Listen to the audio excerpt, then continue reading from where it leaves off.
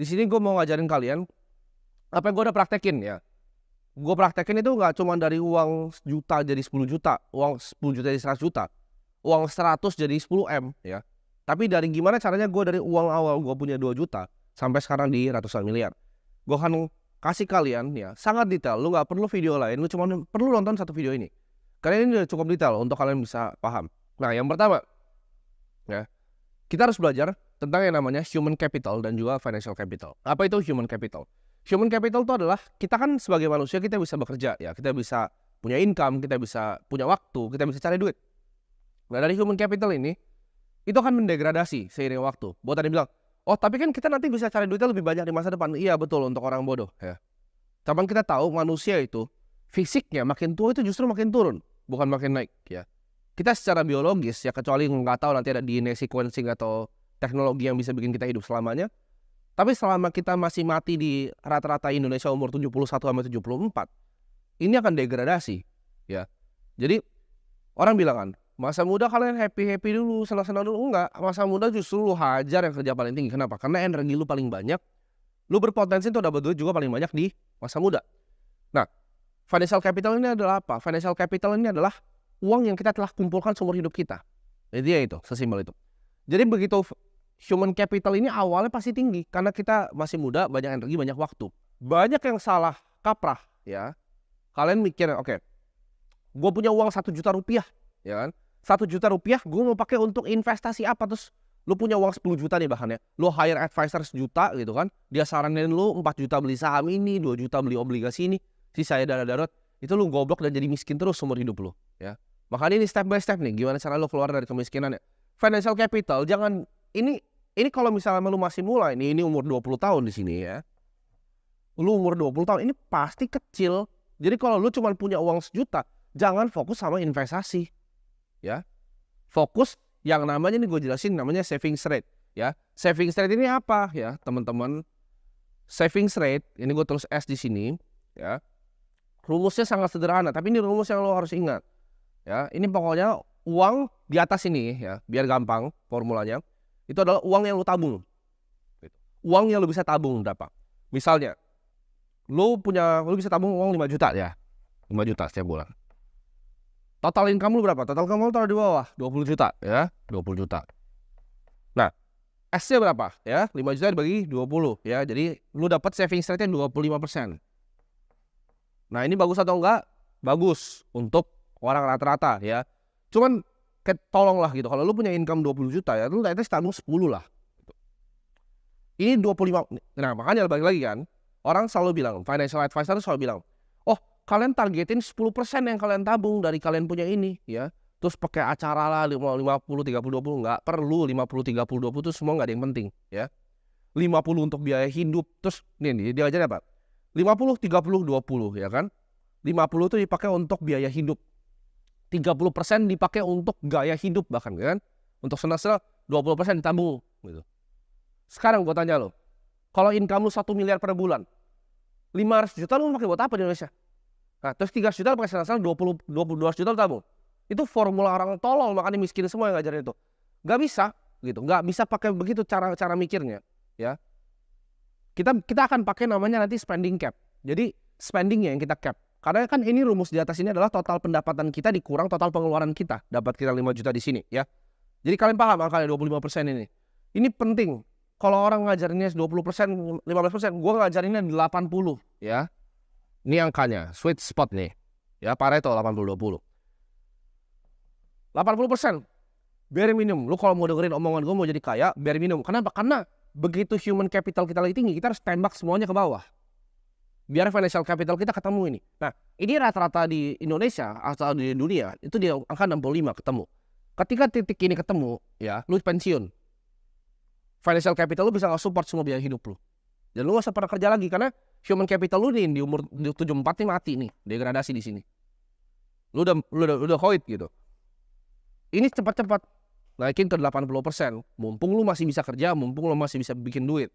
Jadi, kalau misalnya uang lu 10 juta, yang lu investasikan berapa? 8 juta. Terus, oh tapi gue biaya hidup begini. Lu kebanyakan gaya. Ya gue kasih tau lu kebanyakan gaya. Gue masih naik ya mobil Ford Fiesta. Rekening gue isinya miliaran, bos. Ya.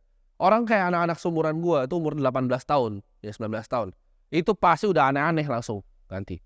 Ya. Gue bahkan beli Audi aja mobil gue itu di saat aset gue udah berlebih, ya. Bahkan di saat aset gue udah hampir puluhan miliar, gue baru beli Porsche Cayman, gitu. Jadi gue nggak tiba-tiba langsung beli barang. Ya. Mungkin banyak yang kira gue spendingnya banyak. Kenapa? Karena gue udah nyampe di sini, bos.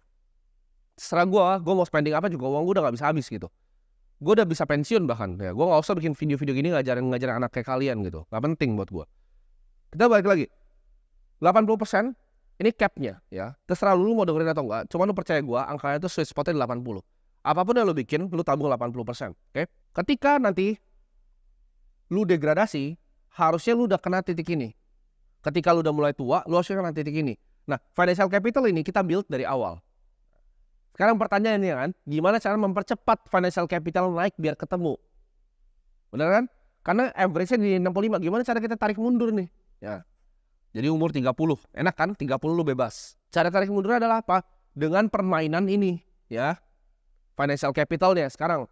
Kita udah belajar human capital. Gimana caranya tambahin human capital? Gampang, kerja lebih keras, pakai otak gitu. Income-nya gedein, ya. Kalau lu kerja nih, makanya gue gak pernah saranin. Oh, lu keluar dari pekerjaan lu full time di trading apa gitu. Lu jadi orang miskin, bos. Ya. Lu kerja aja, ya. Baik-baik sama bos lu. Lu kalau misalnya next ada, makanya gue gak suka. Ada orang ngajarin kayak begini, suka ngerendahin orang yang kerja, gitu. Gak ada salahnya jadi orang yang kerja, ya. Malah kerja itu jadi lu punya bantalan. Lu kerja, ya kan, lu kerja yang bener, lu cari side hustle, lu jualan barang, kayak lu bikin apa kayak di samping, ya. Jangan samain financial capital sebagai human capital. Ini orang banyak yang tolol gitu, ya. Ini dua hal berbeda. Human capital lu pisahin, financial capital lu pisahin. Nah sekarang gimana cara kita grow financial capital? Karena human capital lu cari udah banyak lah. Itu intinya satu. Kalau human capital tuh cuma satu. Kata-katanya skill nih. Nah dah. Lu miskin, lu gak punya skill. Ya lu gak penting berarti. Lu mau naikin level misalnya duit lu, ya lu naikin levelnya. Misalnya di sini ada kamera itu kan. Lu mau naikin level lu, ya naikin skill videografinya. Gitu kan. Simple. Hidup itu cuma skill. Literal cuma skill. Ya. Makin tinggi skill lu, ya lu makin besar dapat uang. Nah kalau financial capital ini orang yang banyak buyar, ya kan, disuruh tabung dana darurat dulu, disuruh beli asuransi dan lain-lain, ya. Nanti itu gue bisa buka panjang dan lebar ya tentang itu semua, teman, bukan di video ini. Tapi nanti gue akan sharing. Ada beberapa jebakan yang akan bikin kalian gak akan grow ini, ya. Karena jadi kalau kalian pernah cari-cari ya ada di salah satu materi CFA level 3, yaitu ada konsep yang namanya single concentrated asset class position. Artinya apa? Satu posisi yang sangat terkonsentrasi. Jadi kalau lu mau bikin kekayaan, lu boleh diversifikasi. Jadi orang banyak yang salah nih. Mereka diversifikasi pas masih 10 juta gitu. 5 juta ditaruh di saham, ya kan? 2 juta ditaruh misalnya di Bitcoin, 3 juta ditaruh di reksadana pasar uang. Duit lu 10 juta, bos. Apa yang lu mau diversifikasi? Itu hilang semua juga, lu cari besok bisa gitu. Lu coba pikir pakai otak deh. Lu apa yang lu mau diversifikasi, uang lu cuma 10 juta, 100 juta. Apa yang lu mau diversifikasi? Itu hilang juga, masuk got juga gue gak tahu gitu uang 100 juta. Jadi nggak ada yang perlu diversifikasi di uang 100 juta. Kalau uang lu sini 1 triliun ya silahkan. Nah, lu mau bikin apa, kayak lu bikin restoran, kayak lu bikin tempat biliar, itu suka-suka lu gitu. Cuman kalau misalnya uang lu masih di sini, nggak ada gunanya diversifikasi. Single concentrated asset class position. Nah, asset class kita bahas aja nih. Anggap yang ini expected risk, ini potensi returnnya. Ini resikonya deh, makin besar, ini return makin besar. Makin muda umur lo, ya, lu mainnya di mana? Ini cash, bonds, properti, saham, kripto, main di mana? Ayo, pikir coba, main di mana? Ini resiko, ekspektasi resiko, potensi return. Gue udah bilang, harga untuk jadi kaya, ya, harga untuk jadi kaya adalah berani mengambil resiko. Jadi, mentok dong. Harga jadi kaya resiko. Masa lu mau kaya tanpa resiko? Ya lu pegang cash aja sini di bank, lu kena inflasi. Cuman apa yang terjadi dengan lu pegang cash kan? Gue udah buktiin di banyak video gue kan, ya. Bahkan gue udah tuntun kalian untuk grow financial capital. Yang gue lakukan tuh gue bantu kalian grow financial capital biar cepet naik sini nih, naik sini. Biar gak gembel-gembel amat hidupnya.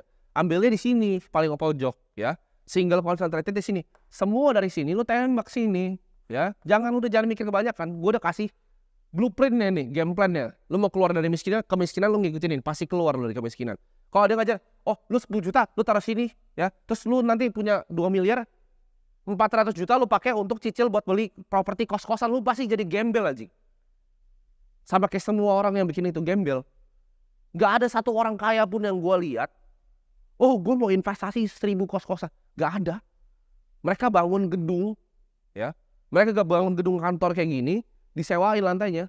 Gak ada yang mau main kos-kosan orang-orang beneran kaya. Mereka bikinnya SCBD, mereka bikinnya PIK 2, dikeruk laut jadi tanah. Itu permainannya. Bukan bikin kos-kosan ya. Tapi itu buat lain cerita ya. Intinya, lu lupain semua ini ya.